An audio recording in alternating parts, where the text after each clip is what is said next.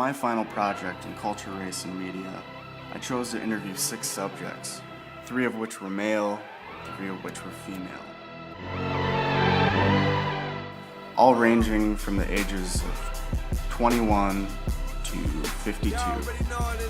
I kept consistent with 3 questions, asking them, describe how media has portrayed minorities, give an example of how they've learned something from the media, or when their opinion was affected. It could be positive or negative, and what suggestions they may have for future producers in television, film, internet, etc. And these are the answers they had.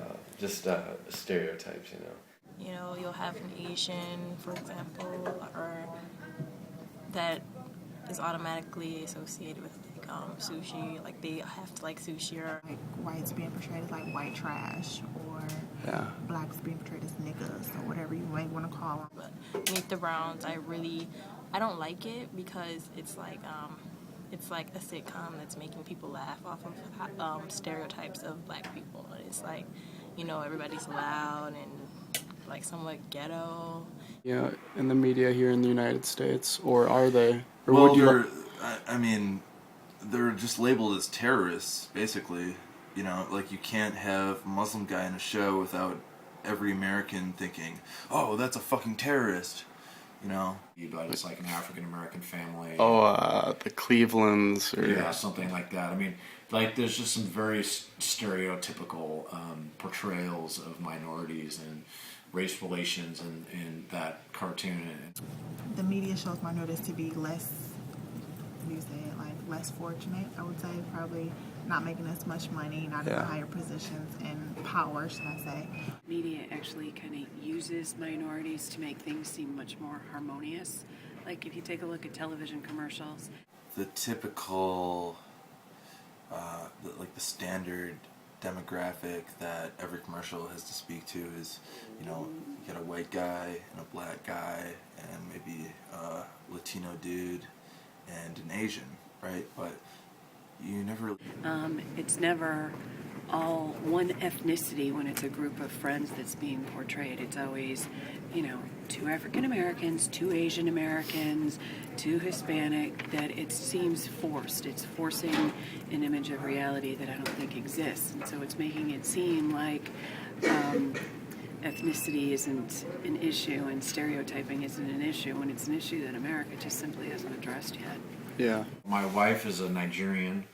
I would say that black women are, I don't think portrayed, I think that just minorities in general, I think, are portrayed in a way that could be improved. One that comes to mind is the Martin Show. For some reason, it always shows them being ignorant, loud, obnoxious. Portrayal of Africa in the United States is it's very focused on like 2 things, right? Like 2 or 3 things, like poverty issues, AIDS issues, starvation issues, genocide in Darfur, and I think that those topics need attention.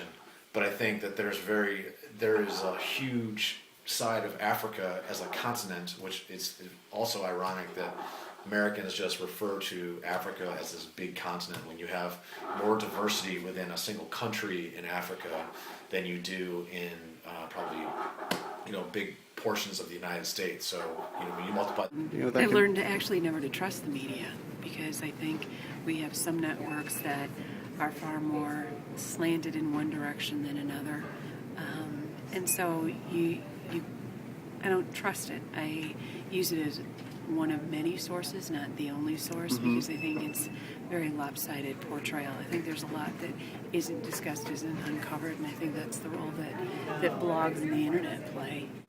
I'm happy to embrace everyone's different nationality and culture, and I'm happy to respect anyone's pride in their own ethnicity, and I'm all for that. At the same time, I think that you need to celebrate that diversity, but you sometimes it can be divisive in a sense. Yeah. Nationalism can be divisive.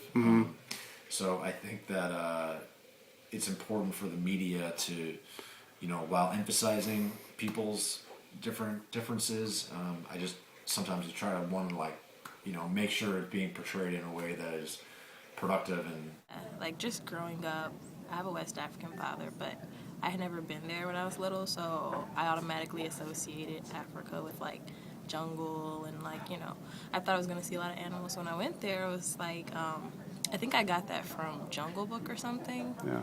I don't know, some cartoon when I was growing up.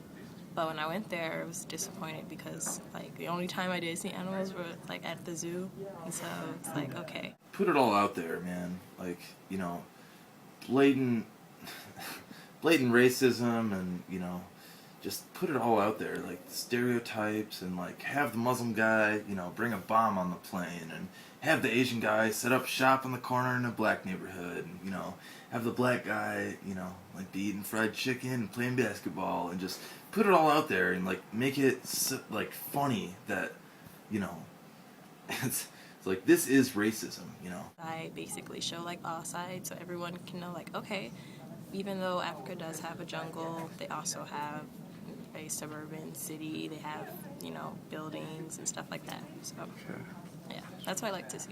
Change television. Turn it off. Just turn it. Is there is you can see a noted significant improvement in terms of how minorities are portrayed in terms. But I think this is a generation that's going after truth and reality. They're not going to allow media to sugarcoat things much. My generation? Or- Today's So, millennials. in all, from people 12 stereotype to in more ways 25 than or one. 12 to I get 29, that. and I I accept think that. everyone in this class They're going back and understands the fighting it. media has an agenda. So I chose not to further the obvious. What I don't understand is this American model of education that treats its students like consumers. Unfortunately, not everyone can afford a college education, and unfortunately, not every American lives in such a diverse city like Chicago.